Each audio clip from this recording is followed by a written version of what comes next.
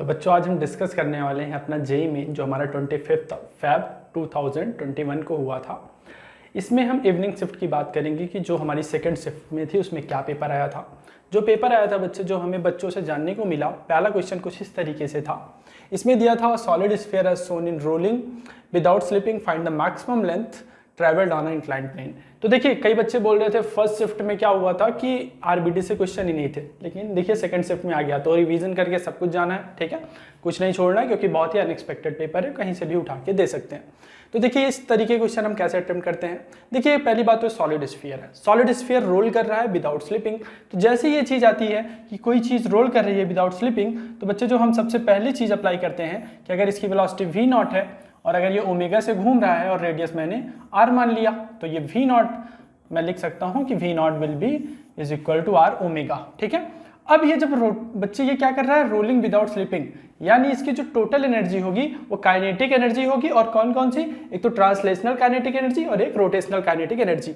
और जब ये यहाँ पर पहुंचेगा, ठीक है, पूछा है कि ये कितनी लेंथ ट्रैवल कर सकता है इंक्लाइन पर, मैंने मान लिया l लेंथ ट्रैवल करेगा और ये इसके आगे नहीं जा सकता क्योंकि बोल रहा है मैक्सिमम लेंथ ट्रैवल्ड, यानी अब ये इसके आगे नहीं जा सकता। इसका सिंपल सा ये मतलब हुआ कि यहाँ पर इसकी वेलोसिटी 0 हो चुकी है। चूंकि ये रोलिंग विदाउट स्लिपिंग था, यानी r ओमेगा विल बी 0 और आपका रेडियस तो 0 होगा नहीं, यानी यहाँ पर ओमेगा 0 हो जाएगा, ठीक है, और ये यहाँ पर पहुंच जाएगा। यानी जितनी एनर्जी यहाँ होगी उतनी ही एनर्जी यहाँ भी होनी चाहिए। किसके अकॉर्डिंग, एनर्जी ऑफ कंजर्वेशन के अकॉर्डिंग।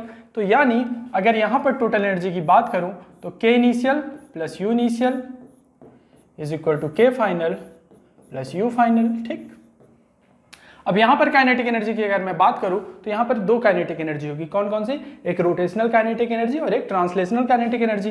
तो सबसे पहले अगर मास कितना दिया है, मास दिया है बच्चे m, तो half m v not square, ये तो हो गई translational kinetic energy. Rotational kinetic energy की बात करूं तो half i omega square, half i omega square plus यहाँ पर अगर इसको मैं रेफरेंस लाइन मानता हूँ, अगर मैं बच्चे इसको रेफरेंस लाइन मानता हूँ तो यहाँ पर पोटेंशियल एनर्जी मैं 0 लिखूंगा। और जब ये यहाँ पर पहुँच गया फाइनल कंडीशन में, तो मैं मान रहा हूँ कि उसके आगे वो नहीं जा सकता और इसकी स्पीड यहाँ पर क्या हो गई होगी, 0। तो ऑब्वियस है कि काइनेटिक एनर्जी यहाँ पर 0 होगी। पोटेंशियल एनर्जी की बात करूँ तो इंक्लाइन की लेंथ को L माना है, लेकिन हमें मतलब किससे होता है, हाइट से, ठीक है। यानी जब ये यहाँ पर पहुंचा होगा बच्चे, जब ये यहाँ पर पहुंचा होगा तो अगर ये L है तो ये वाली लेंथ कितनी हो जाएगी, ये वाली लेंथ हो जाएगी L साइन थीटा, ठीक है, क्योंकि ये L है और पाइथागोरस से ये क्या होता है, sine theta is perpendicular upon hypotenuse, तो ये हो जाएगा L साइन थीटा, ठीक। तो अगर ये L साइन थीटा हो गया तो मैं यहाँ पर इजिली लिख सकता हूँ potential energy will be mg L sine theta, mg L sine theta, ठीक है। बस फिर क्या करना था, आई कितना होता है सॉलिड स्फीयर का, सॉलिड स्फीयर का आई होता है 2/5 mr स्क्वायर, 2/5 mr स्क्वायर। यहां आप आई की जगह 2/5 लिखते, mr स्क्वायर लिखते क्योंकि रेडियस तो r है, ओमेगा स्क्वायर लिखते। अब ये जो r ओमेगा स्क्वायर है ये v नॉट स्क्वायर हो जाएगा, इस 2 से ये 2 कैंसिल हो जाएगा और ये 1/2 प्लस 1/5 mv स्क्वायर होगा। और यहां से बच्चे आपका ये mg L साइन थीटा, ठीक है, mgl साइन थीटा हो जाता और यहां से आपका लेंथ निकल कर आ जाता, ठीक है। तो इस तरीके से इस क्वेश्चन को हमें अटेम्प्ट करना था और यहां से इसका ये वाला ऑप्शन आएगा, आप इसको करके खुद से देखिएगा, ठीक है। तो आइए नेक्स्ट क्वेश्चन की बात करते हैं। तो बच्चों नेक्स्ट क्वेश्चन है हमारा, देखिए इसमें क्या पूछा था, इसमें बेसिकली ये दिया गया था कि ऐसे कोई पार्टिकल और सर्कुलर मोशन कर रहा है सच दैट कि इसकी जो इमेज है वो एक एसएचएम परफॉर्म कर रही है। तो ये तो हमेशा अगर आपने फेजर मेथड पढ़ा होगा तो आपको ये चीज़ तो पता होगी कि जब भी कोई चीज़, अगर ये पार्टिकल यूनिफॉर्म सर्कुलर मोशन करता है इस पर, तो यहाँ अगर मैं इसकी, अगर इस साइड से ऐसे लाइट फॉल करूँ, अगर इस साइड से मैं लाइट फॉल करूँ तो ये जो पार्टिकल है इसकी इमेज यहाँ बनेगी, ठीक है। फिर ये मान लीजिए पार्टिकल थोड़ी देर यहाँ पहुंचा तो इसकी इमेज यहाँ बनी अगेन, फिर ये पार्टिकल यहाँ पहुंचा तो इसकी इमेज यहाँ बनी। तो इस तरीके से ये जो इमेज बन रही है बच्चे पार्टिकल की, ये इस लाइन पर एसएचएम परफॉर्म करेगी। अगर ये पार्टिकल सर्कुलर मोशन कर रहा है तो जो इसकी इमेज होगी वो क्या परफॉर्म करती है, एसएचएम परफॉर्म करती है। ये फेजर मेथड में आपको पता होगा। इसमें बोला है unit mass particle moving in a circle of radius R such that projection on the diameter execute SHM in 0.1 second interval, यानी 0.1 सेकेंड इंटरवल में particle undergoes angular displacement of 30 degree. तो ये देखते हैं क्या बोला था, हमें क्या करना था। इसे बहुत ही सिंपल सा था बच्चे, देखिए find the force acting on the particle at position B. जब भी कोई चीज सर्कुलर मोशन परफॉर्म करती है तो आपको ये चीज पता है कि उस पर क्या लगता है, उस पर एक सेंट्रीपिटल फोर्स लगता ही लगता है, क्योंकि कोई भी पार्टिकल बिना सेंट्रीपिटल फोर्स के सर्कुलर मोशन नहीं कर सकती।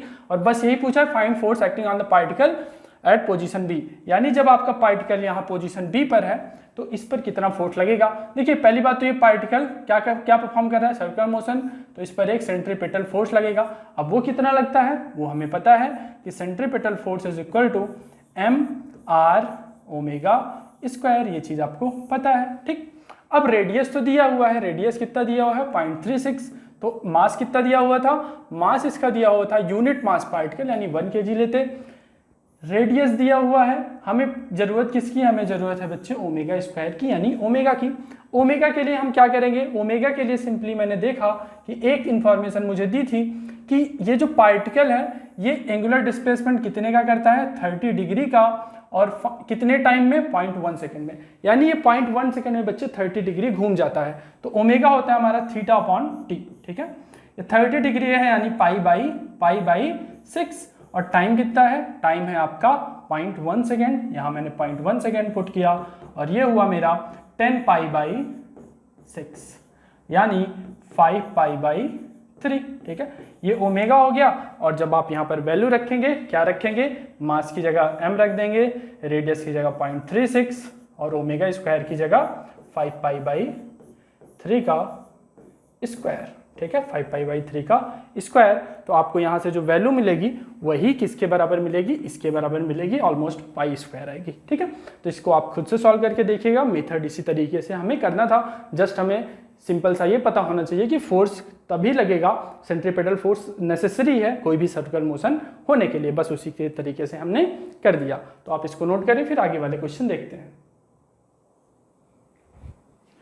तो बच्चे जो हमारा नेक्स्ट क्वेश्चन था प्रोटॉन एंड इलेक्ट्रॉन। ठीक है, तो देखिए इसमें proton and electron are moving along a circular path with same speed, find out ratio of de Broglie wavelength. ठीक है, तो बेसिकली सिंपल सा जैसे ही क्वेश्चन में दिया जाए डी ब्रोगली वेवलेंथ, तो हमें पता है P is equal to h by lambda होता है। देखिए बच्चे इस टाइप के क्वेश्चन अगर आपने एग्जाम में गलत किए होंगे तो ऑब्वियस है आपकी रैंक खराब होगी, क्योंकि ये ऐसी चीजें हैं जो सबको आती हैं, लगभग ऑलमोस्ट सबको आती हैं कि P is equal to h by lambda, direct formula based question था।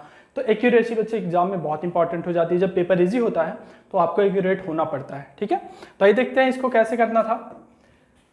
Proton and electron are moving along a circular path, किसी सर्कुलर पाथ में प्रोटॉन और इलेक्ट्रॉन अगर मूव कर रहे हैं, दोनों की स्पीड सेम है। ठीक है, speed is same for both. ठीक है, find out ratio of de Broglie wavelength. तो सबसे पहले लैम्डा हमें पता है it is h by P, यानी लैम्डा ऑफ प्रोटॉन, पूछा क्या था कि lambda E by lambda P कितना होगा, तो आइए देखते हैं। तो यहां से अगर मैं देखूं तो मुझे एक चीज तो पता चल रही है कि lambda is inversely proportional to P, यानी मैं लिख सकता हूं easily lambda E by lambda P will be P of P E. ठीक है, पी क्या है यहाँ पर, ये मोमेंटम है। पी क्या है बच्चे, मोमेंटम है। मोमेंटम हमें पता है कि एम पी, मोमेंटम क्या होता है, एम इंटू वी होता है, यानी M P into V P upon M E into V E. ठीक, और एक कंडीशन दी हुई थी कि दोनों बच्चे सेम स्पीड से, दोनों की स्पीड क्या है, सेम थी स्पीड। अगर स्पीड सेम है तो मैं इजीली बोल सकता हूं कि Vp is equal to Ve हो जाएगा। ठीक है, और यहां से अगर मैं इसको रखूंगा तो ये कट जाएगा और Mp अपॉन Me आपका आंसर हो जाएगा, जो कि आपको यहाँ पर दिया था। Mp अपॉन Me कितना था 1836, तो आपका ये वाला आंसर सही हो जाएगा। बहुत ही सिंपल सा क्वेश्चन था। ठीक है, तो इसको नोट करें, फिर हम अगला क्वेश्चन लेते हैं। बच्चे नेक्स्ट क्वेश्चन था फाइंड आउट डायमेंशन। ठीक है, तो इसमें बेसिकली डायमेंशन से रिलेटेड क्वेश्चन था। तो आपको ये जो एक्सप्रेशन लिखा हुआ है इसको देख के इजिली पता चल रहा होगा 1/4 एप्सिलॉन नॉट ई इंटू ई। ठीक है, क्या ई इंटू ई आपने बहुत बार किया होगा। फोर्स क्या होता है, फोर्स होता है 1/4 pi epsilon naught Q into Q by R square. अब आपसे पूछा कि इसकी डायमेंशन क्या होगी, तो बेसिकली इसमें आर स्क्वायर यहाँ पर नहीं था, आर स्क्वायर नहीं था, आगे देखते हैं। तो इसमें बेसिकली पूछा है कि स्पीड ऑफ लाइट वगैरह दिया है, एप्सिलॉन नॉट क्या है, प्लैंक कांस्टेंट क्या है। तो इस टाइप के क्वेश्चन में बच्चे जो हमारी बुद्धिमानी वहाँ पर काम करती है कि हम चीज़ों को एलिमिनेट कर दें, ये नहीं कि इसका डायमेंशन याद करने लगे, इसका डायमेंशन याद करने लगे, ये सब हमें नहीं करना है। हमें सिंपली हम ट्राई करते हैं जब भी ऐसा क्वेश्चन होता है तो उसमें हम ये ट्राई करेंगे कि चीज़ों को एलिमिनेट कर दें, मैक्सिमम चीज़ें हमारी कट जाएं। ठीक है, तो ये देखते हैं। इसमें आपका अगर 1/4 पाई एप्सिलॉन नॉट था,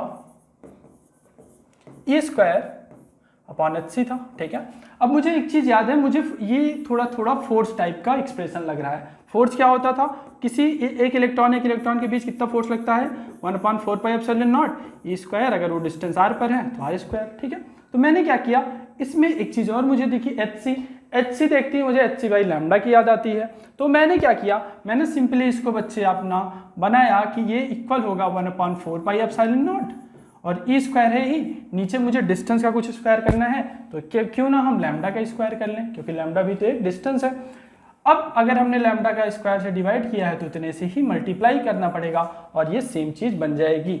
अब ये दोनों जो चीजें हैं आपकी वो क्या है, ये दोनों चीजें सेम है। ठीक, अब यहाँ से इतना पार्ट क्या हो गया, ये हो गया बच्चे आपका फोर्स का एक्सप्रेशन, तो यहाँ से आप इसको फोर्स लिख सकते हैं। ये क्या बचा, ये बचा बच्चे आपका lambda square by H C. अब देखते हैं कुछ और हो सकता है। हाँ, एच सी बाई लैम्डा भी मुझे पता है।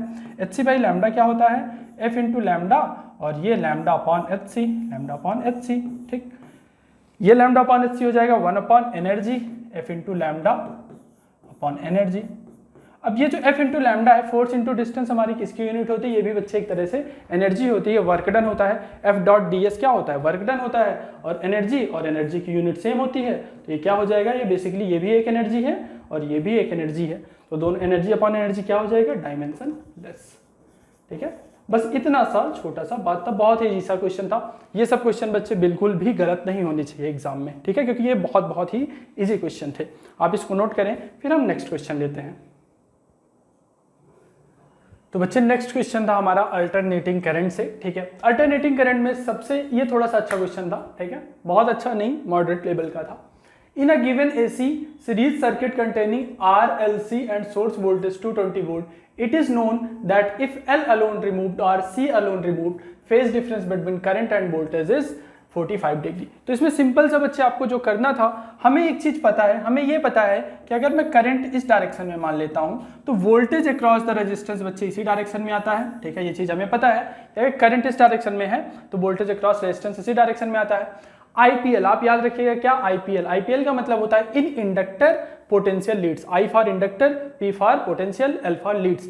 इंडक्टर में बच्चे पोटेंशियल लीड करता है किससे, करंट से, और उसी का जस्ट उल्टा हमारा कैपेसिटेंस में होता है। तो अगर मैं इंडक्टर की बात करूं, अगर मैं पहला केस लूं कि एल अलोन रिमूव, यानी इसमें आपका अगर एल अलोन रिमूव किया जाता है यानी एल को हटा दिया गया। देखिए अब क्या क्या है, केवल और केवल आपका एक पहला केस ले रहा हूं, एल रिमूव कर दिया गया तो एक कैपेसिटेंस बचा और एक रेजिस्टेंस बचा। ठीक है, अब ये बच्चे रेजिस्टिव सर्किट ना होके ये क्या हो गई, ये बेसिकली इसमें कैपेसिटिव सर्किट भी हो गई। ठीक है, इसमें इंडक्टर है नहीं, केवल और केवल रेजिस्टेंस है और एक कैपेसिटेंस है। आईपीएल से इन इंडक्टर पोटेंशियल लीड्स, तो इन कैपेसिटर क्या हो जाएगा, करंट लीड करेगा। तो जो पोटेंशियल अक्रॉस कैपेसिटर आता है बच्चे, वो 90 डिग्री का एंगल बनाता है फ्रॉम करंट। ठीक है, कैपेसिटर में बच्चे पोटेंशियल लैग करता है, इंडक्टर में पोटेंशियल लीड करता है। तो फर्स्ट केस एल मेरा नहीं है, वो वाला केस ये है। एल को रिमूव करने पर जो मेरा वी नेट आएगा, अगर वोल्टेज अक्रॉस रेजिस्टेंस ये हुआ, वोल्टेज अक्रॉस कैपेसिटेंस ये हुआ, तो ये वी नेट हुआ।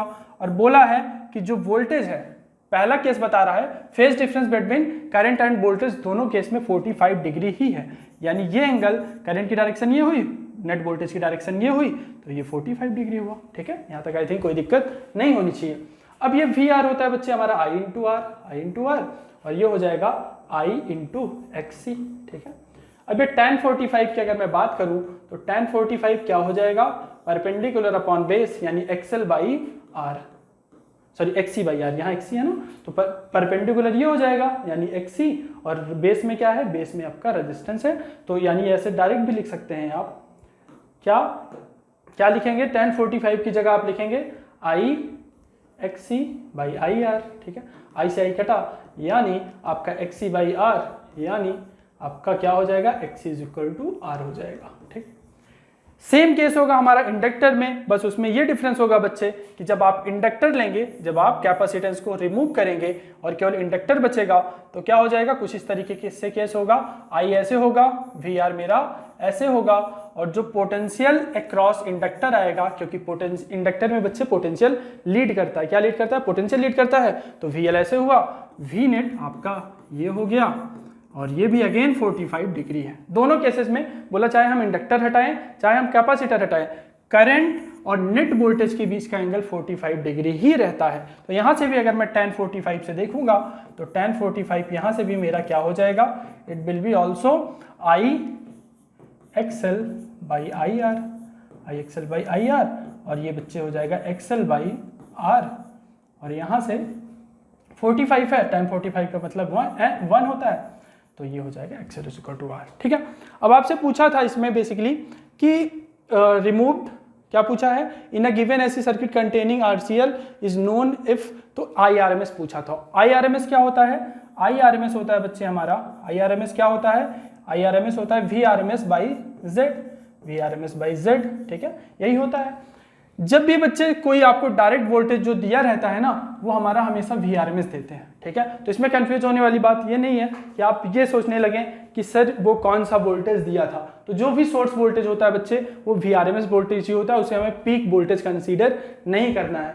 ये जब दिया हो डायरेक्ट सोर्स वोल्टेज तो इसे हमें वीआरएमएस ही कंसीडर करना है। तो ये होगा वीआरएमएस बाई जेड, और जेड की मैं बात करूं तो under root XL minus XC का स्क्वायर प्लस आर स्क्वायर, यही होता है फार्मूला। एक्सएल और ये दोनों बच्चे बराबर हैं, एक्सएल और एक्स यहाँ से आपको दिख रहा होगा, दोनों आर के बराबर है, तो आर माइनस आर 0, और जेड हो जाएगा बच्चे आपका आर, जेड कितना हो जाएगा आर। उसके बाद यहाँ अगर मैं वैल्यू पुट करूँ तो 220 अपॉन जेड की वैल्यू आर है और आर दिया है 110, और ये हो जाएगा आपका। तो बेसिकली बहुत ही इजी सा क्वेश्चन था। ठीक है, लेकिन हाँ थोड़ा सा इसमें कॉन्सेप्ट लगता है, और आपका अल्टरनेटिंग करंट का थोड़ा सा कॉन्सेप्ट क्लियर होना चाहिए। आप इसको नोट करें, फिर हम आगे चलते हैं। चलिए बच्चों, नेक्स्ट क्वेश्चन था हमारा मॉडर्न फिजिक्स से। ये भी बहुत ही इजी सा क्वेश्चन था। इसमें आपको बस ये पता होना चाहिए कि देखिए in an electron hydrogen atom, तो सबसे पहले तो ये हाइड्रोजन एटम है, और हाइड्रोजन एटम के लिए बच्चे हमें पता है कि हाइड्रोजन एटम के लिए तो Z होता है हमारा 1। ठीक है, फिर बोला है from n equal to 2 n equal to 1 में जंप कर रहा है। देखिए बच्चे होता क्या एक्चुअली, जैसे ये आपका अगर ये हाइड्रोजन एटम है, ये उसकी सेल मैं मान लेता हूँ ऐसे होती हैं। ठीक है, इस टाइप से होती हैं। ये आपका है ये वाला n इक्वल टू 1, और ये वाला है n इक्वल टू 2। बोल रहा है एक इलेक्ट्रॉन जंप करता है, एक इलेक्ट्रॉन जंप करता है 2 से 1 में। अगर बच्चे 2 से 1 में ये जंप कर रहा है ऐसे, तो हमेशा अगर इसकी एनर्जी को मैं E2 मानूं और इस सेल की एनर्जी को E1 मानूं, तो जैसे जैसे बच्चे हम यहाँ न्यूक्लियस से दूर जाते हैं हमारी एनर्जी बढ़ती जाती है। जब हम आगे जाते हैं टू n इक्वल टू 3 में एनर्जी और बढ़ी, 4 में गए तो एनर्जी और बढ़ी, जैसे जैसे दूर जाते हैं एनर्जी हमारी बढ़ती जाती है। ठीक है, तो बोल रहा है जब ये E2 से E1 में आएगा तो यानी ये अपनी ज़्यादा एनर्जी से कम एनर्जी में आ रहा है। ठीक है, यानी कुछ एनर्जी ये रिलीज करता है, कुछ एनर्जी ये रिलीज करता है, और यही एनर्जी बच्चे हमारे फोटोन के फॉर्म में रिलीज होती है। ये बात समझ में, ये अपना इलेक्ट्रॉन जब जंप करेगा हायर से लोअर सेल में तो कुछ एनर्जी रिलीज करता है। ठीक है, और वही एनर्जी हमारी फोटोन के फॉर्म में रिलीज होती है। तो E2 हमें पता है कि E2 will be greater than E1। ये क्यों, ये इसलिए बच्चे क्योंकि ये हायर सेल है। ठीक है, तो E2 डेल्टा ई जो आपका रिलीज हुआ, डेल्टा ई जो आपका रिलीज हुआ वो फोटोन के फॉर्म में रिलीज हुआ, और डेल्टा ई हो जाएगा E2 माइनस E1, और ये hc बाई लैम्डा। ठीक, अब आपसे पूछा था कि लैम्डा वेवलेंथ कितनी होगी, यही वेवलेंथ की बात की गई थी। एनर्जी जो होती है बच्चे किसी सेल में, तो एनर्जी का फार्मूला आपको याद होना चाहिए कि E naught is equal to Z square by n square होता है, जहां E नॉट की वैल्यू होती है -13.6 electron volt. -13.6 electron volt E not की वैल्यू होती है। Z की वैल्यू यहाँ से कितनी हो जाएगी, 1 हो जाएगी। क्यों, क्योंकि ये हाइड्रोजन एटम है। तो यहाँ से अगर मैं देखूँ तो E नॉट यहाँ लिखा, Z स्क्वायर बाई 1 स्क्वायर, यानी ये कितना हो जाएगा, ये हो जाएगा 2 स्क्वायर। Z स्क्वायर की वैल्यू 1 ही रही, और ये 1 स्क्वायर। ठीक, अब बच्चे जो ई नॉट है इसकी वैल्यू आप कितनी पुट करेंगे, -13.6 पुट करेंगे। और यहाँ HC, अब अगर आपको नैनोमीटर में निकालना है, क्योंकि यहाँ नैनोमीटर में दिया हुआ था ऑप्शन, तो अगर इसे नैनोमीटर में निकालना है तो जो HC की वैल्यू होगी आप उसको हमेशा 1240 रखेंगे। कितना, 1240 अगर रखेंगे इसकी वैल्यू, तो हमारे बच्चे लैम्डा जो आता है नैनोमीटर में आता है, ये आपका फार्मूला है। ठीक है, ये आपका फार्मूला है कि अगर HC की वैल्यू आपको ये लैम्डा नैनोमीटर में निकालना है तो HC की वैल्यू 1240 रखेंगे, अगर एंगस्ट्रॉम में निकालना है तो 12400 रखेंगे। तो नैनोमीटर में निकालना था इतना रखे, ई नॉट की वैल्यू रखे, यहाँ से आपका लैम्डा आ जाएगा निकल कर, आप लोग सॉल्व कीजिएगा, इतनी वैल्यू इसकी आएगी। आप इसको नोट करें, फिर हम आगे चलते हैं।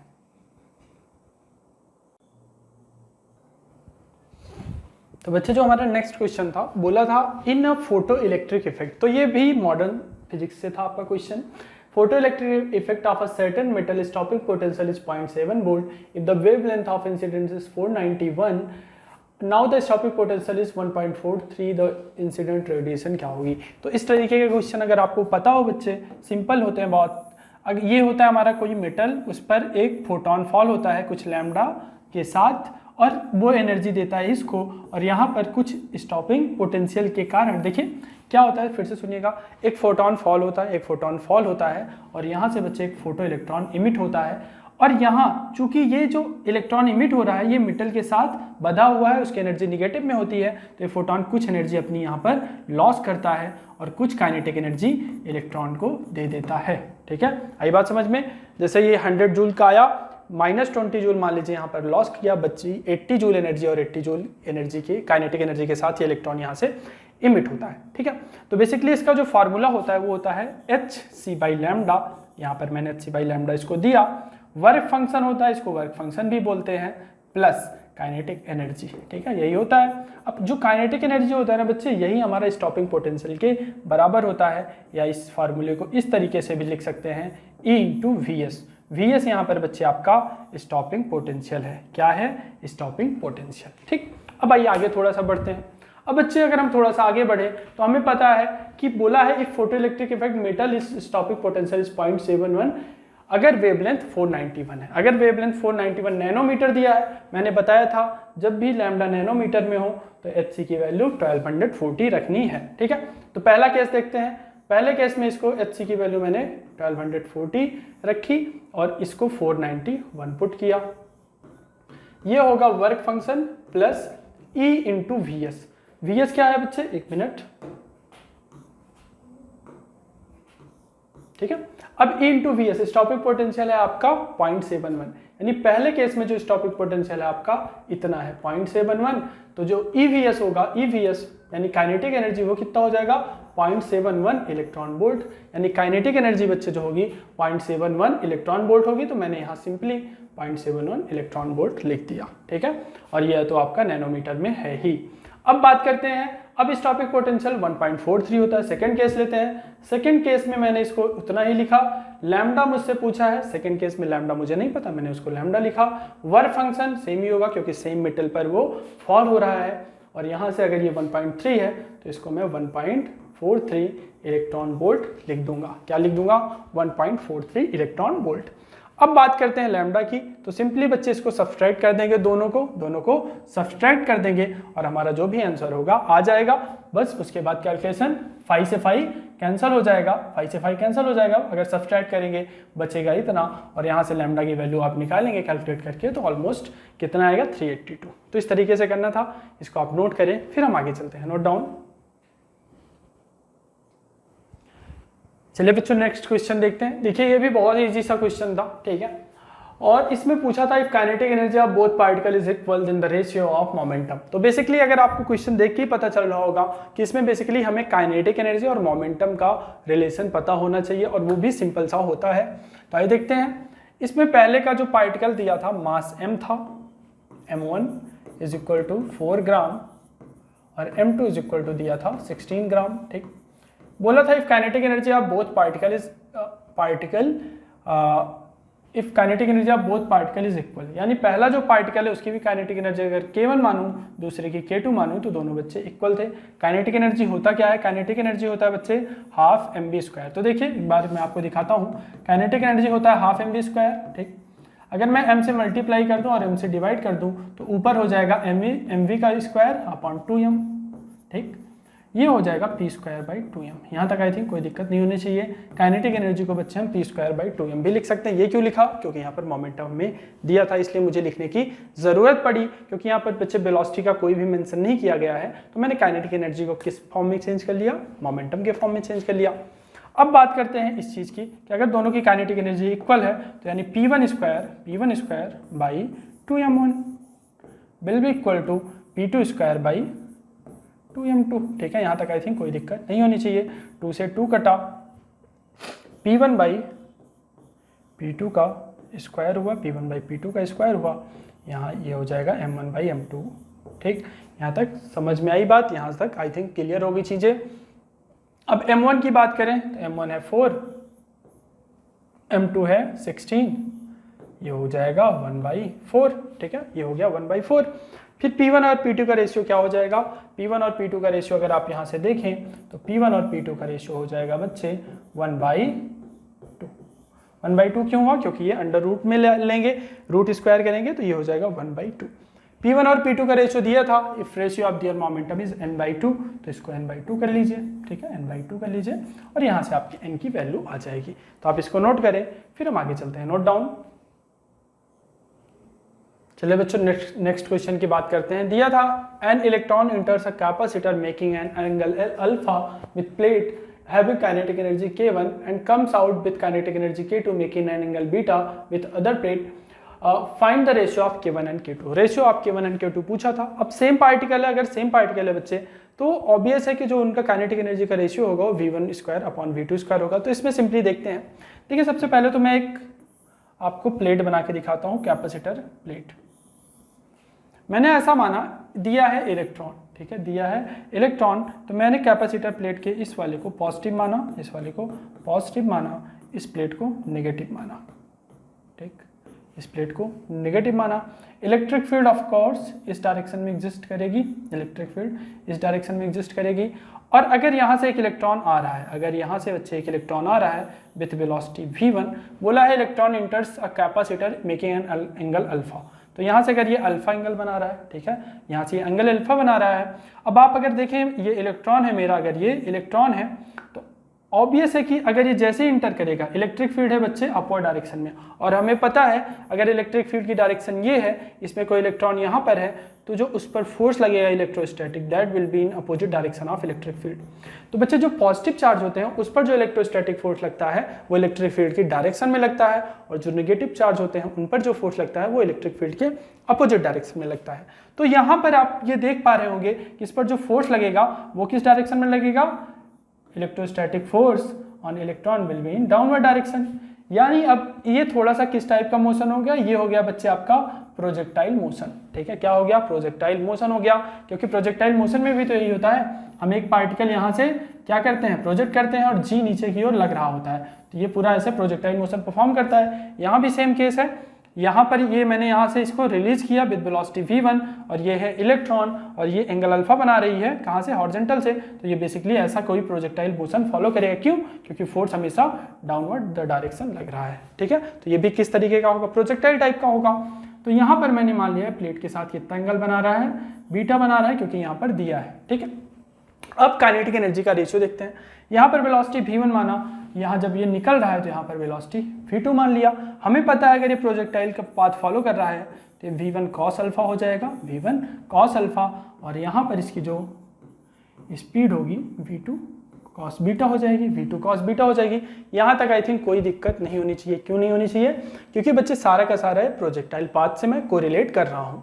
प्रोजेक्टाइल पाथ में, अच्छा आप बताइए क्या हॉरिजॉन्टल डायरेक्शन में कोई फोर्स लग रहा है क्या? नहीं।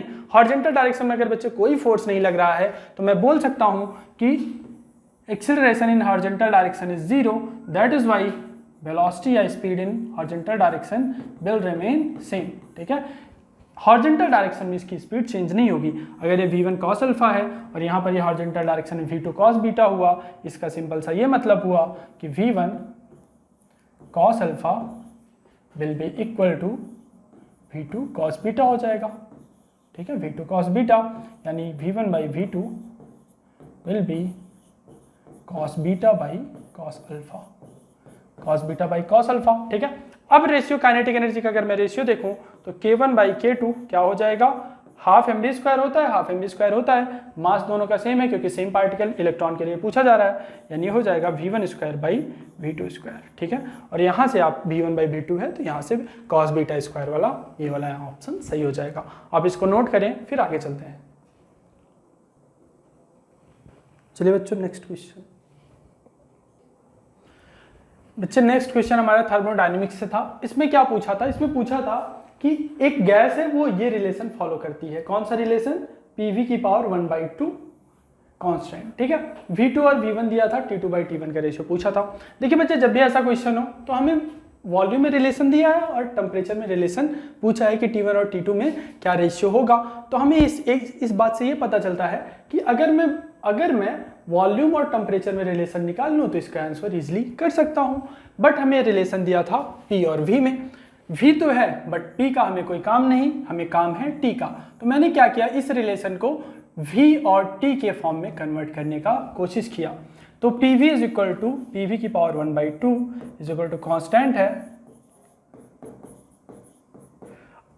तो क्या होगा, PV is equal to NRT है, PV is equal to NRT। तो P की जगह क्या हो जाएगा, P की जगह आप रखेंगे बच्चे तो NRT बाई V और ये हो जाएगा V की पावर 1/2, ठीक। तो यहाँ से एक चीज़ आपको समझ में आई, यहाँ से एक चीज़ समझ में आई मुझे कि N तो कांस्टेंट है, R भी कांस्टेंट है, ये हो जाएगा T बाई V की power 1/2 will be your constant, ठीक। ये चीज़ यहाँ तक आई थिंक क्लियर होगी, यहाँ तक कोई दिक्कत नहीं होनी चाहिए। मैंने क्या किया, मैंने टेम्परेचर और वॉल्यूम में रिलेशन निकाला क्योंकि मुझे वॉल्यूम में रिलेशन दिया था और टेम्परेचर में पूछा था। तो यहाँ से मुझे एक चीज़ पता चली कि T1 बाई T2 होगा एंड V1 बाई V2 की पावर 1/2 होगा। यहाँ से मैं ये चीज़ इजीली लिख सकता हूँ। T1 बाई T2 का रेशियो पूछा है, यानी T2 बाई T1 का देख लीजिए क्योंकि T2 बाई T1 का पूछा है, तो V2 बाई V1 हो जाएगा, ये V2 बाई V1 की पावर 1/2। अब V2 बाई V1 जो दिया है, यहाँ से एक चीज़ दिया है कि V2 by V1 will be equal to 2, यहाँ से इट विल बी 2, तो यहाँ इट विल बी √2, सिंपल, ठीक है। बहुत ही सिंपल सा क्वेश्चन है बच्चे, ये सब क्वेश्चन तो गलत नहीं होने चाहिए, ठीक है। आप नोट करें, फिर हम आगे चलते हैं। चलिए बच्चों आगे चलते हैं। देखिए बच्चे ये सिंपल, बहुत ही सिंपल सा क्वेश्चन था, ठीक है। ये अगर आपने सीट वगैरह भी सॉल्व की होगी हमारी, तो भी ये क्वेश्चन वहाँ पर भी आपको मिला होगा, सीट वगैरह में भी ये क्वेश्चन था, एक्सरसाइज 1 वगैरह में, ठीक है।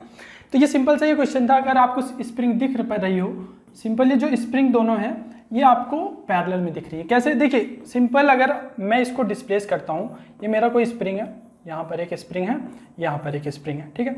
मैंने इसको x डिस्प्लेस किया इस डायरेक्शन में। जब मैंने इसको थोड़ा सा इसकी मीन पोजीशन से इस डायरेक्शन में डिस्प्लेस किया तो ये स्प्रिंग ये वाली कंप्रेस होगी। जब ये कंप्रेस होगी तो एक फोर्स Fx लगाएगी इस डायरेक्शन में, अगर इसको K1 मानूं, और ये वाली स्प्रिंग क्या होगी, ये वाली स्प्रिंग बच्चे स्ट्रेच होगी। अब ये स्ट्रेच होगी तो भी ये फोर्स लगाएगी इसी डायरेक्शन में, ठीक है। आप इमेजिन करिए, ये स्प्रिंग कंप्रेस किया इसने, जैसे x डिस्प्लेस किया मैंने इसको, ये स्प्रिंग ये वाली कंप्रेस हुई और इसने ब्लॉक पर फोर्स लगाया इस डायरेक्शन में, क्योंकि स्प्रिंग हमेशा अपने नेचुरल लेंथ में आना चाहती है। ये वाली स्प्रिंग जो हुई स्ट्रेच हुई, फिर ये नेचुरल लेंथ में आना चाहेगी तो ब्लॉक पर फोर्स इस डायरेक्शन में लगाएगी, यानी जो नेट फोर्स लग रहा है, वो सेम डायरेक्शन में लग रहा है, यानी मैं बोल सकता हूँ kx, ठीक है। डिस्प्लेस मैंने इस डायरेक्शन में किया था, फोर्स लग रहा है लेफ्ट डायरेक्शन में। डिस्प्लेस मैंने किया राइट डायरेक्शन में, फोर्स लग रहा है लेफ्ट डायरेक्शन में, तो मैं नेगेटिव साइन लगा दूंगा। और हमें पता है कि F net will be minus of K equivalent into x, ठीक है। इस तरीके से चीजें हुई, तो यानी मुझे जो K इक्विवेलेंट दिख रहा है, K इक्विवेलेंट यहाँ से नजर आया, जब भी इस तरीके की कंडीशन हो तो K1 प्लस K2 होता है, ठीक है। K1 प्लस K2 होता है। यहाँ पर K1 कितना है, 2K है, K2 कितना है, वो भी 2K है, तो ये कितना हो जाएगा, ये हो जाएगा 4K, ठीक है।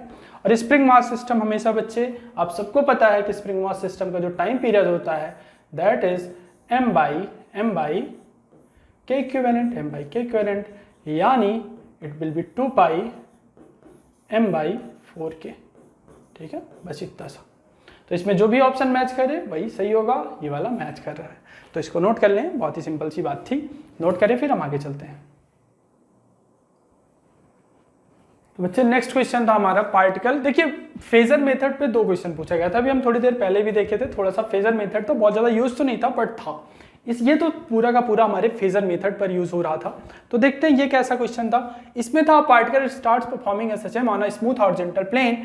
जब ये रिलीज किया जाता है 1/2 से, it is moving in negative X direction, then phi क्या होगा। तो बेसिकली देखिए फेजर मेथड, इसमें क्वेश्चन कुछ इस टाइप से पूछना चाह रहा था कि अगर एक पार्टिकल एसएचएम परफॉर्म कर रहा है स्मूथ हॉरिजॉन्टल प्लेन में, it is release from a/2। ठीक है, यानी अगर अब मैं ध्यान से देखूं तो ये मेरा बच्चे मीन पोजीशन होता है, ये एक्सट्रीम पोजीशन होता है, ये मीन पोजीशन, ये दोनों एक्सट्रीम पोजीशन होते हैं। ठीक, यहां पर था, ये कितने पर था, a/2 पर था। ठीक है, दिया है जैसा कि x = a/2, it is moving in negative x direction.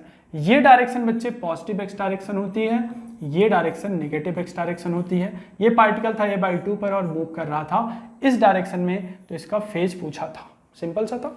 तो इसको मैं इस तरह के क्वेश्चन बच्चे फेजर, अगर आप फेजर मेथड से करेंगे तो बहुत इजी होता है। इस टाइप के बहुत सारे क्वेश्चन मैं क्लास में भी बच्चों को कराता हूँ। देखिए इसमें जैसे वही सेम चीज़ है कि जब ये पार्टिकल यहाँ सर्कुलर मोशन करता है कोई कांस्टेंट एंगुलर वेलोसिटी से, तो जो इसका प्रोजेक्शन आता है, अगर एक पार्टिकल यहाँ पर है तो इसका जो प्रोजेक्शन आएगा यहाँ पर आएगा, और जब ये पार्टिकल यहाँ पर पहुँचा तो इसका प्रोजेक्शन यहाँ पर आएगा, और इस तरीके से इस वाले प्लेन पर ये क्या करता है, एसएचएम परफॉर्म करता है। तो ये देखते हैं, इसमें सिंपल सा आप ये बनाया। ठीक है, इसका जो प्रोजेक्शन था वो यहाँ पर बनेगा। ठीक है, अब ये मैंने अगर सेंटर मानूं, अगर मैं इसको सेंटर मानूं, ठीक, और ये हुआ आपका a और ये हुआ आपका -a, ये हुआ 0। ये पार्टिकल बोल रहा है बच्चे है a/2 पर। कहाँ पर है, a/2 पर है। ठीक है, जब बच्चे पार्टिकल यहाँ पर होगा, जब बच्चे पार्टिकल यहाँ से मैंने माना स्टार्ट किया और ये ऐसे चलना शुरू करेगा, ऐसे चलना शुरू करेगा। जब ये पार्टिकल यहाँ पर पहुँचा तो इसकी जो प्रोजेक्शन आएगी ये इस डायरेक्शन में जा रही होगी। यहाँ पर पहुँचा तो प्रोजेक्शन इसकी यहाँ आएगी, इस डायरेक्शन में जा रही होगी। यहाँ पर पहुँचा, फिर ये यहाँ चलना शुरू किया। अब पार्टिकल अगर ऐसे जा रहा है तो इसकी डायरेक्शन जस्ट अपोजिट हो जाती है। ठीक है, क्योंकि यहाँ से इसका मैं जो परछाई लेता हूँ, जो प्रोजेक्शन लेता हूँ, इस वाले प्लेन पर लेता हूँ। तो अगर पार्टिकल यहाँ से यहाँ तक जा रहा है तो ये यहाँ से यहाँ तक जाएगा। फिर जब ये यहाँ से यहाँ आ रहा है, ये यहाँ से यहाँ आएगा। फिर ये जब यहाँ से यहाँ जाएगा तो ये यहाँ से यहाँ जाएगा, और जब ये यहाँ से यहाँ आएगा तो ये यहाँ से यहाँ जाएगा। ठीक है, इस तरीके से एक पूरा अपना साइकिल कंप्लीट करता है। बोला जब ये a/2 पर है, जब ये बच्चे a/2 पर है तो देखते हैं क्या होता है। देखिए ये है a/2 पर, तो a/2 की 2 पॉसिबिलिटी है, a/2 की तो 2 पॉसिबिलिटी है। एक तो हो सकता है ये यहाँ पर हो, क्योंकि a/2 पर की 2 प्रोजेक्शन बनते हैं, a/2 पर 2 बार प्रोजेक्शन बनता है। एक तो जब पार्टिकल यहाँ पर हो और जब ये एक बार यहाँ पर हो। कहाँ पर, यहाँ पर। अगर बच्चे ये इस डायरेक्शन में जा रहा है पार्टिकल, मैंने सपोज किया पार्टिकल अगर इस डायरेक्शन में जा रहा है तो ये जो इसका प्रोजेक्शन होगा ये पॉजिटिव एक्स डायरेक्शन में मूव कर रहा होगा। अब अगर इसकी बात करें तो अगर यहाँ पर इसको देखूं पार्टिकल को, तो अगर ये ऐसे जा रहा है तो इसका जो प्रोजेक्शन आएगा वो नेगेटिव एक्स डायरेक्शन में जाएगा। तो कौन सा लेंगे, ऑब्वियस है हम ये वाला चूज करेंगे। तो अगर यहाँ से चूज किया मैंने, तो आप सबको पता है ये सर्कल है, ये 90 डिग्री होता है, ये 90 डिग्री होता है। इसको मैंने मान लिया थीटा, इसको मान लिया मैंने थीटा। अब आइए देखते हैं, देखिए ये वाला जो लेंथ है कितना होगा। देखिए ये पूरा लेंथ कितना होगा, ये पूरा लेंथ आपका 2a होगा, और ये यहाँ से यहाँ तक का लेंथ, यानी ये वाला लेंथ जो है, ये वाला लेंथ आप बोल सकते हैं a होगा, और ये वाला लेंथ कितना हो जाएगा, a/2। कैसे, क्योंकि ये लेंथ है a/2 दिया हुआ है। ठीक है, तो ये लेंथ भी a/2 हो जाएगी। ठीक है, जब ये लेंथ a/2 हुई और मुझे थीटा निकालना पड़ा, तो theta will be cos theta will be equal to base upon hypotenuse. Base is a/2, hypotenuse is a, तो ये 1/2 हुआ। और थीटा कितना हो गया, थीटा आप बताइए। थीटा हो गया बच्चे आपका π/3। ठीक है, π/3 होता है। ठीक, तो यहाँ से बच्चे थीटा हो गया π/3। तो टोटल अगर मैं फेज की बात करूँ, फेज यहाँ से यहाँ तक की बात करूँ, तो जो फाई आएगा आपका, फाई हो जाएगा π/2, क्योंकि 90 प्लस थीटा, π/2 प्लस थीटा। बहुत इजी सा क्वेश्चन तो नहीं था, बट मॉडरेट लेवल का जरूर था। तो ये हो गया π/2, थीटा हो जाएगा π/3। ठीक, अब आप यहां से आप बोल सकते हैं ये हो जाएगा बच्चे 6 और 5π/6। तो जो फेज आया आपका ये हो जाएगा फाई। तो यही इसमें पूछना चाह रहा था, ठीक है। तो आप इसको नोट कर लें। इस टाइप के क्वेश्चन बच्चे हम हमेशा फेजर मेथड से प्रेफर करते हैं और ये थोड़ा सा अच्छा क्वेश्चन था, आप इसको नोट करें। फिर आगे चलते हैं, नोट डाउन। चलिए बच्चों आगे चलते हैं। ये आपका नेक्स्ट क्वेश्चन था, if tension is increase by 4%, अगर टेंशन को हम इंक्रीज कर दें तो परसेंटेज चेंज इन स्पीड कितना हो जाएगा। तो सबसे पहले हम बात करते हैं स्पीड होती क्या है। तो बच्चे ये जो वेव ऑन स्ट्रिंग चलती है, जो इसकी स्पीड होती है, ये चीज़ हमें पता है, it is under root T by mu, यही होती है, ठीक। अब बोल रहा है अगर मैं टेंशन को 4% इंक्रीज कर दूँ, तो देखिए बच्चे अगर आप इसमें जब भी ऐसी चीज़ें मिले छोटा सा इंक्रीज हो, 4% तो बच्चे छोटा सा इंक्रीज हो 0.04%, 0.04 टाइम्स का, तो जब भी छोटा इंक्रीज हो तो आप इसको लॉग ले लीजिए। तो ये लॉग लिया मैंने, ये ln v हुआ और ये हुआ 1/2 ln t plus ln mu, ठीक है। अब क्या करिए, आप डिफ्रेंशिएट कर दीजिए दोनों साइड, तो दोनों साइड डिफ्रेंशिएट किया तो ये dv/v हुआ 1/2 हुआ, ln t हो जाएगा dt/t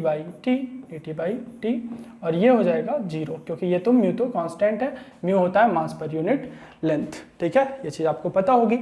अब ये यहाँ से अगर देखूँ तो मुझे दिया था टेंशन इंक्रीज कितना हुआ, 4% हुआ, यानी dt/dt दिया था, dt/t इंटू 100 दिया था आपको 4%, ठीक, ये दिया था हमें। तो यहाँ से अगर मैं देखूँ तो percentage in increase in speed पूछा तो dv/v किया इंटू 100 किया और ये 1/2 इंटू dt/T इंटू 100 हुआ। इसकी जो वैल्यू है दैट इज 4%, तो ये हो जाएगा 4%/2 यानी 2%, ठीक है। तो इसका जो आंसर आ जाएगा दैट विल बी 2%। तो आप इसको नोट कर ले, find percentage change in speed कितना होगा, dv/v into 100 is percentage change in speed and that is 2%। तो आप नोट करें, फिर हम नेक्स्ट क्वेश्चन लेते हैं। चलिए बच्चों आगे चलते हैं। देखिए इसमें ये नेक्स्ट क्वेश्चन था, P cross G is equal to G cross P, ठीक है। दो वेक्टर थे P एंड G, उनके बीच का एंगल थीटा था, तो ये थीटा क्या हो सकता है, और ये भी दिया था कि थीटा और 0 और 360 नहीं हो सकता, ठीक है। 0 और 360 के बीच में कोई एक एंगल होगा, बट 0 और 360 वो नहीं है। तो अगर मैं बात करूँ, मान लीजिए मैंने माना ये वेक्टर P है, ये वेक्टर P है और ये वेक्टर G है, ठीक है। वेक्टर P है और ये वेक्टर G है। तो P क्रॉस G अगर बात करूं तो इनके बीच का एंगल मैंने माना थीटा, ठीक है। P क्रॉस G होता है, ठीक। अब दिया था angle between them is theta, तो मैंने थीटा लिख लिया। और एक चीज दिया है कि P cross G is equal to G cross P, ठीक है। G क्रॉस P है, ठीक। हमें एक चीज पता है कि अगर A क्रॉस B है, तो हम उसको लिख सकते हैं, ठीक है। इसको हम लिख सकते हैं minus of B cross A, ठीक है। Minus of B cross A हम इसको लिख सकते हैं, ठीक। ये चीज़ आपको आई थिंक दिक्कत नहीं देनी चाहिए, सिंपल सी चीज़ है। ये B क्रॉस A जब हम उल्टा करेंगे तो A क्रॉस B माइनस के साथ वो हो जाता है। तो यहाँ से अगर मैं देखूँ तो ये लिखूंगा minus of P cross G, ठीक है। P क्रॉस G हो जाएगा ये। अब बात करते हैं, अगर ये P क्रॉस G हो गया, अब ये अगर बच्चे P क्रॉस G हो गया, तो आप अगर इसमें ध्यान दें तो यहाँ से अगर ये P क्रॉस G है और ये भी P क्रॉस G है, तो आप क्या लिखेंगे, आप लिखेंगे ये PG साइन थीटा हुआ, PG साइन थीटा हुआ, और ये हो गया PG साइन थीटा, क्योंकि एंगल तो दोनों के बीच का सेम ही है, एंगल तो दोनों के बीच का सेम है। PG से PG कैंसिल हुआ और sine theta is equal to minus sine theta आ गया। और ये कब पॉसिबल है, ये बच्चे तभी पॉसिबल है, sine theta is equal to minus sine theta तभी पॉसिबल है जब थीटा की वैल्यू 0 हो, 180 हो या 360 हो। क्योंकि आप साइन का ग्राफ अगर ध्यान से देखें तो साइन का ग्राफ ऐसे होता है, साइन का ग्राफ ये होता है पाई और ये 2 पाई, पाई ये 2 पाई। अब यहाँ से अगर ये 0 देखें तो अगर ये आपका कोई अगर 0 और पाई के अलावा कोई एंगल हुआ, तो यहाँ से जो वैल्यू यहाँ पर आ रही है बच्चे, क्या अगर 1/2 माइनस 1/2 हो सकता है, नहीं हो सकता। यहाँ से यहाँ के बीच बच्चे ये चीज़ तभी पॉसिबल है, ये चीज़ तभी पॉसिबल है जब साइन थीटा की वैल्यू 0 हो, साइन थीटा की वैल्यू 0 हो, तभी इतना is equal to minus of इतना पॉसिबल है जब थीटा की साइन थीटा की वैल्यू क्या हो, 0 हो। साइन थीटा की वैल्यू 0 कहाँ होती है, 0 और 360 के बीच, केवल पाई पर। तो थीटा की वैल्यू हम क्या लिख देंगे, पाई। बहुत ही सिंपल सा क्वेश्चन था, ठीक है। तो आप इसको नोट कर लें और हम नेक्स्ट क्वेश्चन की बात करते हैं। नोट करिए।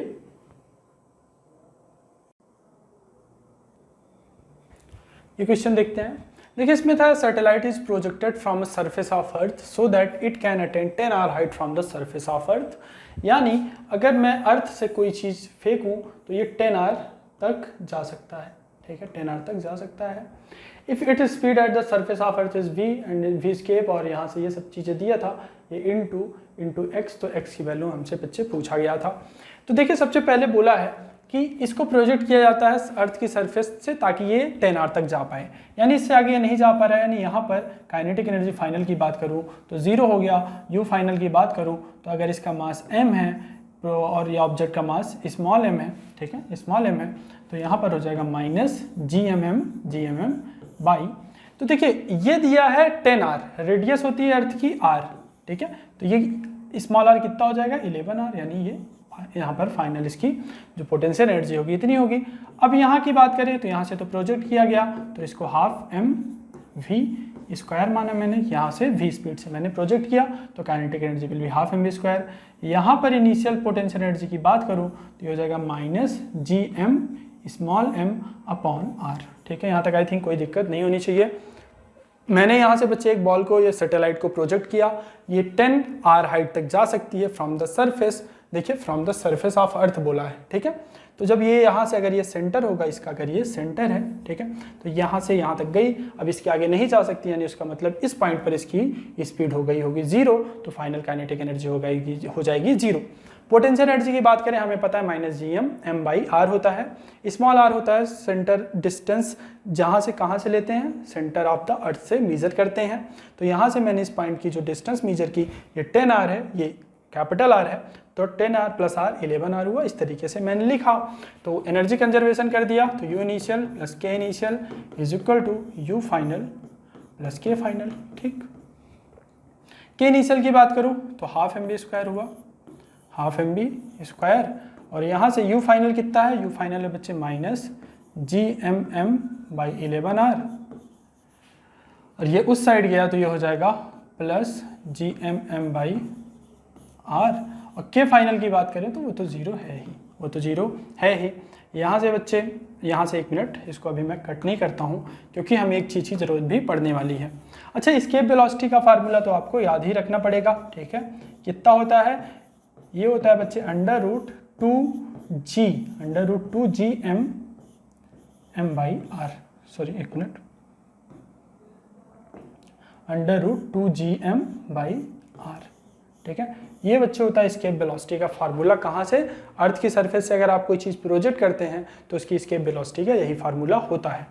अब यहाँ से m से m मैंने क्या किया, m से m कैंसिल कर दिया, और ये हुआ बच्चे v²/2 हुआ।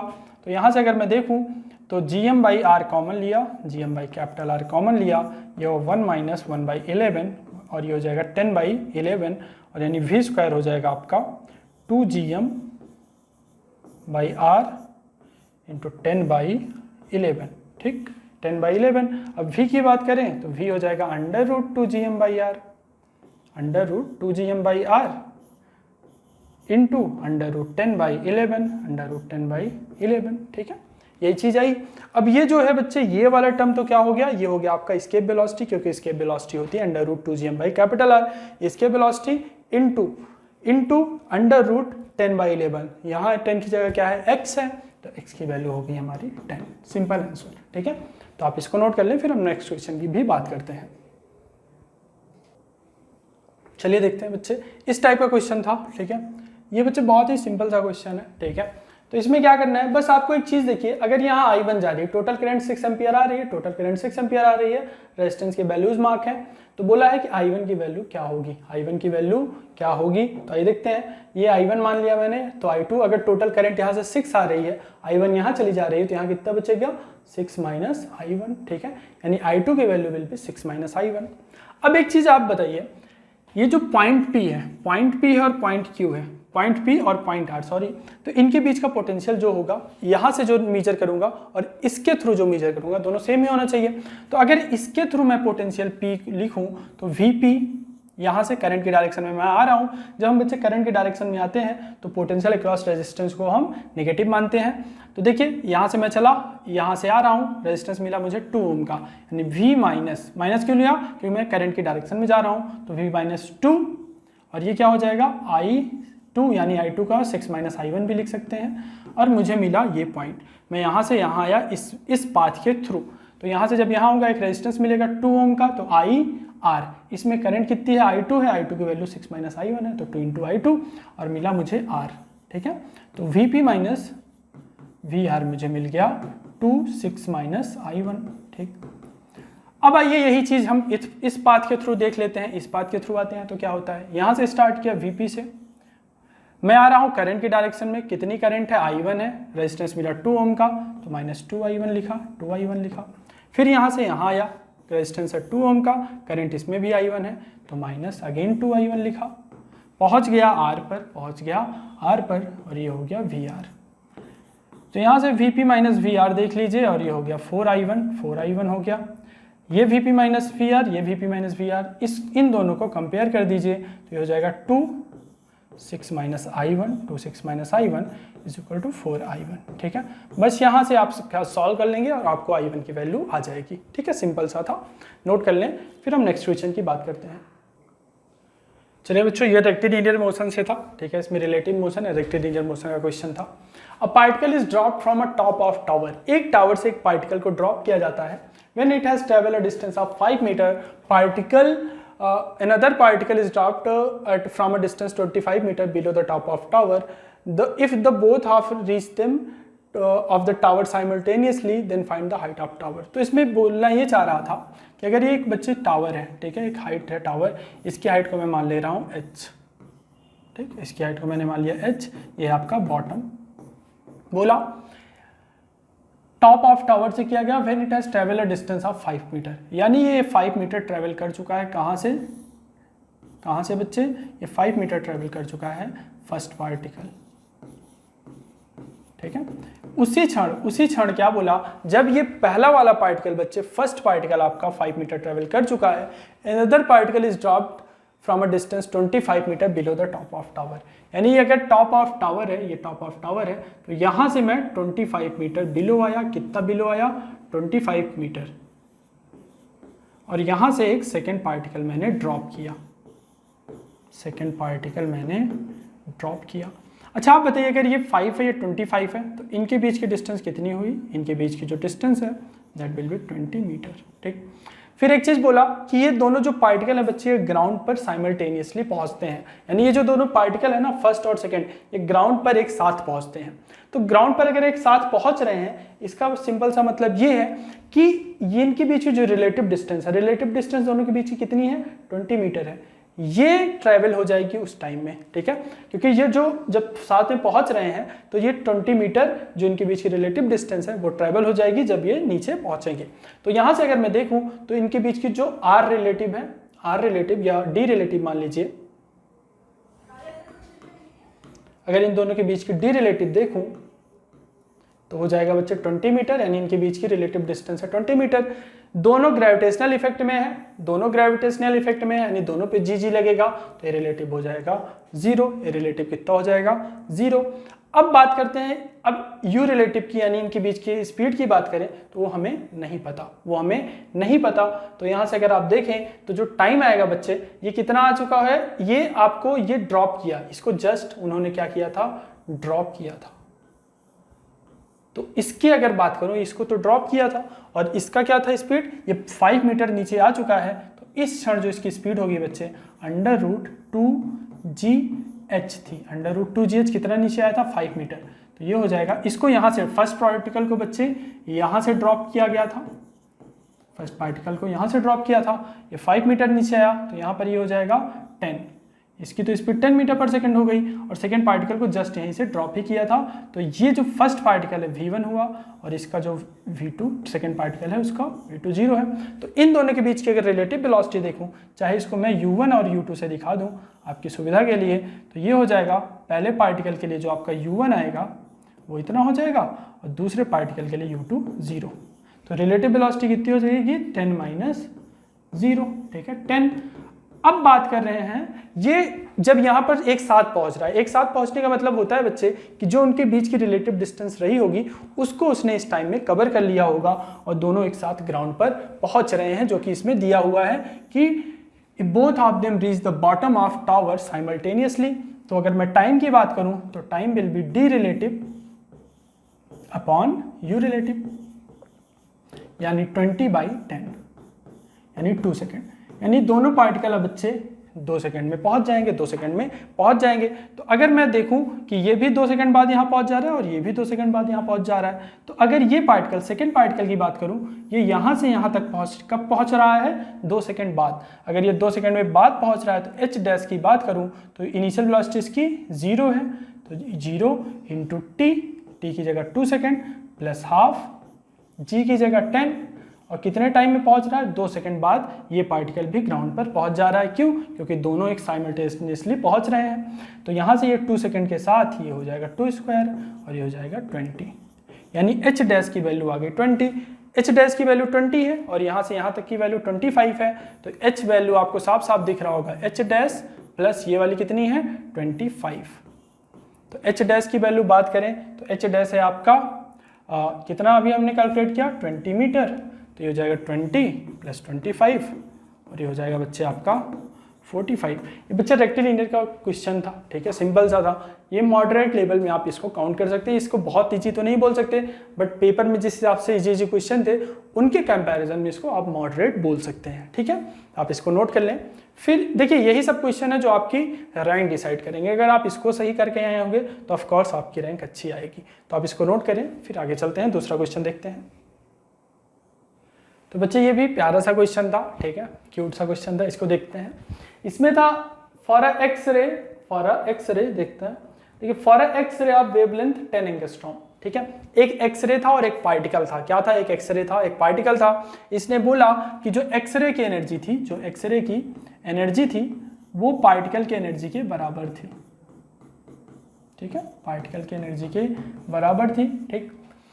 Wavelength of mass of particle having same energy same wavelength, और ये भी बोला कि लैम्डा जो एक्सरे का था, एक्सरे का जो लैम्डा था वो भी पार्टिकल के लैम्डा के बराबर था, पार्टिकल के लैम्डा के बराबर था। ये दो चीज़ें उन्होंने दी थी। हमसे बोला कि ये अगर x/3 है तो वैल्यू ऑफ x क्या होगी, मास अगर इसका इतना है तो इसकी वैल्यू क्या होगी x की। तो एक्सरे क्या होता है? एक्सरे होता है बच्चे फोटोन का, फोटोन से मिलकर बना होता है। ये चीज़ आपको पता है कि हाई एनर्जी इलेक्ट्रॉन जाके किसी हाई मेल्टिंग पॉइंट के मेटल से टकराते हैं और वहाँ से फोटोन रिलीज होता है। तो अगर एक्सरे फोटोन से मिलकर बना है तो इसको मैं hc/लैम्डा, इसको आप लैम्डा नाम दे दीजिए। तो लैम्डा ऑफ एक्सरे की जगह मैं लैम्डा लिख दूंगा। पार्टिकल की बात करूँ तो पार्टिकल की एनर्जी ½ mv² होगी, या फिर p²/2m भी बोल सकते हैं, या फिर p की वैल्यू कितनी होती है? h/लैम्डा होती है, तो इसको h²/λ² भी बोल सकते हैं, इंटू 2m कर सकते हैं, ठीक है। h²/λ² कर दिया। अब देखिए ध्यान से, एक यहाँ से ये पता चला कि hc/1 मिनट, यहाँ से बच्चे ये पता चला हमें कि hc/λ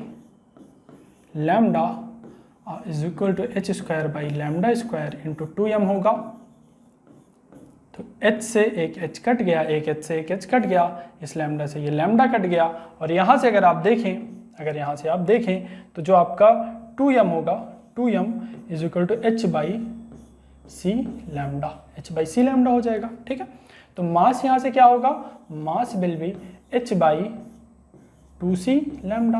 लैम्डा की वैल्यू बच्चे है, लैम्डा की वैल्यू है 10 एंगस्ट्रॉम, यानी 10 × 10⁻⁻10 यानी 10⁻⁹ मीटर, ठीक है, 10⁻⁹ मीटर।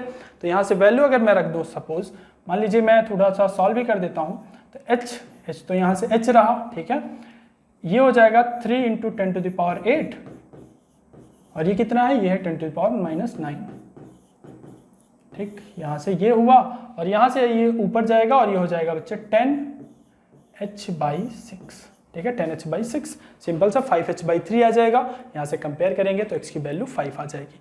इसको नोट कर लें, फिर हम नेक्स्ट क्वेश्चन की भी बात करते हैं।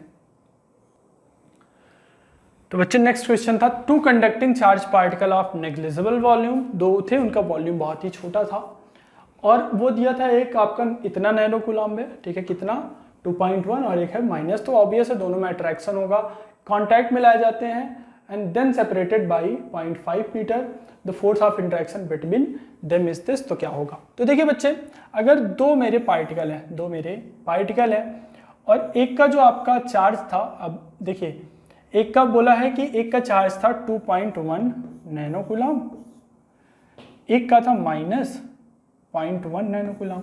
बोला है कि दोनों को पहले कांटेक्ट मिलाया जाता है। तो बच्चे जब कांटेक्ट मिलाए जाते हैं दो कंडक्टिंग ना, तो कंडक्टिंग पार्टिकल का मतलब ही होता है कि चार्ज एक दूसरे पर ट्रांसफर करते हैं तब तक जब तक कि दोनों का क्या ना सेम हो जाए, जब तक कि दोनों का पोटेंशियल सेम ना हो जाए। नेग्लिजिबल वॉल्यूम बोला है बच्चे, तो यहाँ बेसिकली होता क्या है कि जब मैं इन दोनों को कांटेक्ट में लाता हूँ इस तरीके से, तो चार्ज एक दूसरे पर ट्रांसफर करते हैं तब तक जब तक कि दोनों का चार्ज सेम ना हो जाए। इसको आप Q1 मान लीजिए, इसको Q2 मान लीजिए, ठीक है। तो जब चार्ज दोनों पे सेम हो जाएगा तो 2Q will be Q1 plus Q2। क्यों? क्योंकि चार्ज कंजर्वेशन होता है, चार्ज हमेशा बच्चे कंजर्व होता है। इनिशियल चार्ज कितना है? इनिशियल चार्ज है 2.1 माइनस 0.1 यानी 2 नैनो कूलम, 2Q, और Q हुआ बच्चे आपका 1 नैनो कूलम। यानी जब मैं दोनों को कांटेक्ट में लाऊंगा तो एक दूसरे पर चार्ज ट्रांसफर होके फाइनली दोनों पर इक्वल चार्ज हो जाता है। क्या हो जाता है? इक्वल चार्ज हो जाता है, और यहाँ से ये हो जाता है 1 नैनो कूलम दोनों पर हो जाएगा, ठीक है। सेम नेग्लिजिबल वॉल्यूम दिया है, सेम भी रेडियस होती, तो क्या होता है, पोटेंशियल सेम होने तक के लिए दोनों पर इक्वल चार्ज डिस्ट्रीब्यूशन हो जाएगा। अब बात करते हैं अगर इनको सेपरेट करते हैं कितने से। अब इनको सेपरेट किया बच्चे इन्होंने 0.5 मीटर से, मैंने 0.5 मीटर लिखा, यहाँ पर Q लिखा, तो इनके बीच का जो फोर्स लगेगा that will be KQ square by 0.5 का स्क्वायर। 1 ये हो गया 9 into 10 to the power 9, Q square will be 10 to the power -9 का स्क्वायर अपॉन 1/4, ठीक। यहाँ से ये हो जाएगा 36, ठीक है। क्या हो गया बच्चे? ये हो जाएगा 36, और यहाँ से नैनो कूलम की बात की गई है, तो नैनो कूलम अगर आप थोड़ा ध्यान से देखें तो ये 10 टू द पावर -9 हुआ, ठीक, 10 टू द पावर -9, और ये इससे कटा, और ये आपका आ गया किसमें इंटरेक्शन, इतना आया 36 इंटू 10 टू द पावर -9, और यहाँ दिया था ये जो आया है इतना आया है। तो अगर मैं इसको इससे कंपेयर करूँ तो मुझे x की वैल्यू आ गई 36, ठीक है। तो आप इसको नोट कर लें। तो बच्चे हमें जो क्वेश्चन अवेलेबल था, ठीक है, इतना अवेलेबल था, इस हिसाब से हमने जो भी डिस्कशन हुआ हमने बातचीत की। अब बाकी चीज़ें जो भी होगी वो जब हमारा मेंस का रियल पेपर आ जाएगा तो उस टाइम डिस्कशन होगा। तब तक के लिए आप इसको अच्छे से पढ़ के जाइए। हो सकता है एग्जाम में आपका कुछ इसी पर बेस्ड क्वेश्चन है, क्योंकि नॉर्मलाइजेशन का यही होता है कि बच्चे उसी टाइप का लगभग क्वेश्चन देते हैं, ठीक है। अब वो अगर आपका बहुत अच्छा शिफ्ट गया, बहुत अच्छा शिफ्ट जाता है कि यानी उसमें थोड़े से टफ क्वेश्चन आ जाते हैं, तो ये इसमें डरने वाली बात नहीं है, ये आपके लिए ही अच्छा है, ठीक है। तो आप इसको नोट कर लें और मन ला के पढ़ें।